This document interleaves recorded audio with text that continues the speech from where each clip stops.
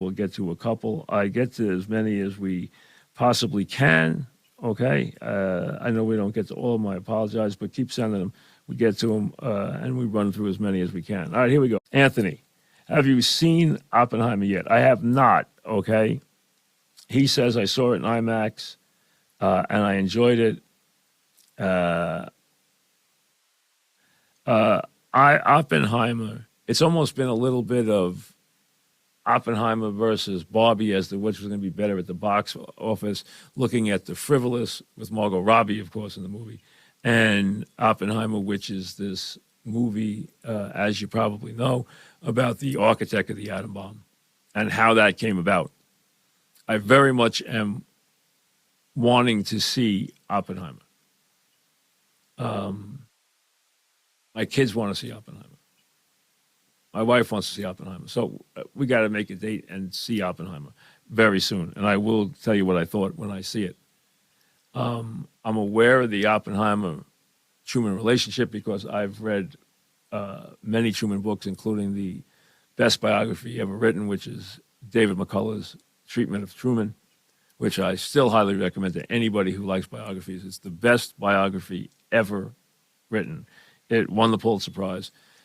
It is a brilliant, brilliant look at a man who was thrust into the biggest decisions in the history of mankind, and he never wanted any part of it. He was a failed haberdasher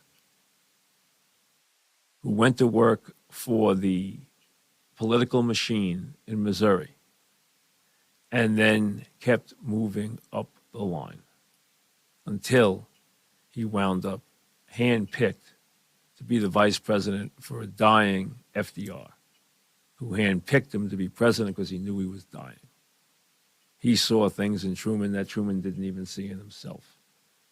And then Truman was thrust into the biggest decisions in the history of the world. It's a fascinating book. It's a big book. It's like 1,000 pages. I've read it, and this is not a joke. I've read it in my life 3 times. I love it. It's my favorite book. I have a lot of political books. I have a lot of Kennedy books. I have hundreds of Kennedy books. I collect them.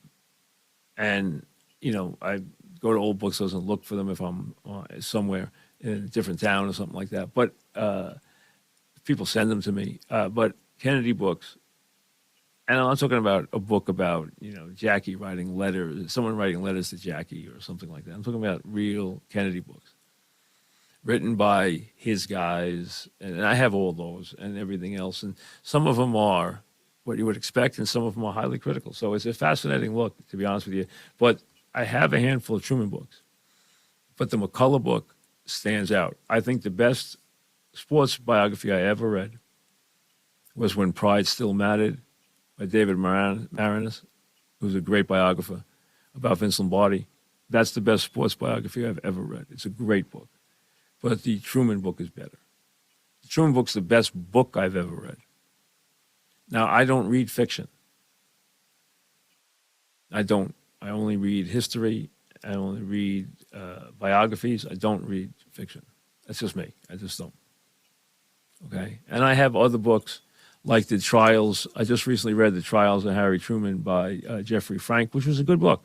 It wasn't obviously his biography, but you have to understand, Truman was older.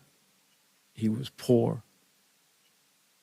He didn't think a lot of himself, but he was a dogged, disciplined worker and just a tough guy in the military. Came back and got into the Pendergast machine. Got to won a Senate seat. Was called the senator from Pendergast because Pendergast was the you know, the criminal crime boss. You know, the guy who had all the, you know, he got paid and did all the, you know, all the different things in Missouri, wound up going to jail. Truman became a senator. He became a senator of note when he investigated fraud during World War II by companies that would take money and never even build munitions, or take money and never even build factories.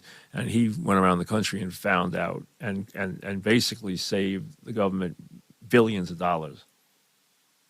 And when FDR was dying, he handpicked Truman to be his vice president. Now, FDR's vice presidents never even saw him or talked to him. Truman hardly ever talked to him. When they had a meeting at the White House, he wasn't even included. So he was nothing but a figurehead who used to go down and play cards with the senators as the vice president because he had nothing to do until he died. And then all of a sudden, he was president. And he didn't even know about the atomic. He didn't even know about the Manhattan Project, which was the making of the project to make the atom bomb. He didn't even know it existed. He had gone to the Secretary of Defense earlier and said, "What is the Manhattan Project?" And he was told to mind his business when he was a senator. And obviously, all this now plays into Oppenheimer. And I don't want to give away any parts of the movie but their relationship was interesting, to say the least. He and Oppenheimer. And Oppenheimer and Einstein and all the different things. So this movie it's 3 hours long, which I always feel now listen, I'm not a movie maker, but I always feel you should be able to make a movie in 2:10. If you're longer than that, you really didn't cut a good movie. That's what I think, but I'm not a movie maker. This movie's 3 hours long. It's hard to make a 3-hour movie that's really good. Really hard. To hold the audience's attention for 3 hours. You could do it for 2 hours, but 3 hours is really hard. It's got to be real quality stuff.